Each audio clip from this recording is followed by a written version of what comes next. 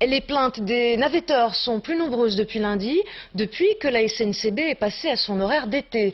Certains axes sont allégés, d'autres supprimés, et cela ne fait pas le bonheur de certains utilisateurs. Frédéric Matriche avec David Muller.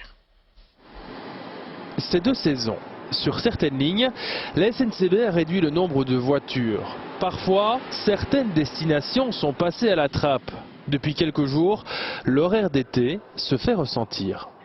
Depuis lundi, les trains qui font la ligne Gouvy-Bruxelles ou Maastricht-Bruxelles semblent être avec moins de wagons et ça fait 3 jours qu'on voyage debout, soit le matin, soit le soir. D'ailleurs, je crois que mon train, si vous regardez, je pense qu'on l'a annoncé annulé, donc je dois prendre une correspondance, il est annulé, donc je dois attendre une demi-heure. Ça arrive souvent, ça? Cette semaine-ci, c'est la 2e fois déjà, donc c'est déjà pas mal, en 3 jours. Sans parler des retards fréquents, 7 minutes par exemple pour celui-ci. Sur les axes d'Ath et de Namur vers Bruxelles, des trains ont été supprimés. De Maastricht vers la capitale, on passe de 12 à 8 voitures. Résultat, un peu de grogne chez les navetteurs. Je peux vous parler de la ligne Liège-Bruxelles que je connais particulièrement bien.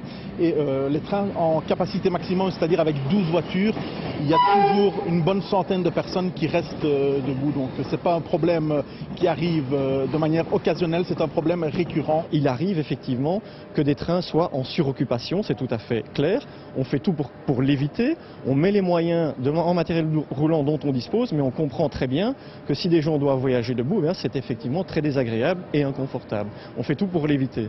Les jours de beau temps, la SNCB doit renforcer les trains vers la côte et donc est obligée de composer en fonction de son personnel et de son matériel roulant. Les utilisateurs le savent, mais demandent une présence concrète sur le terrain pour tenir compte des problèmes au quotidien.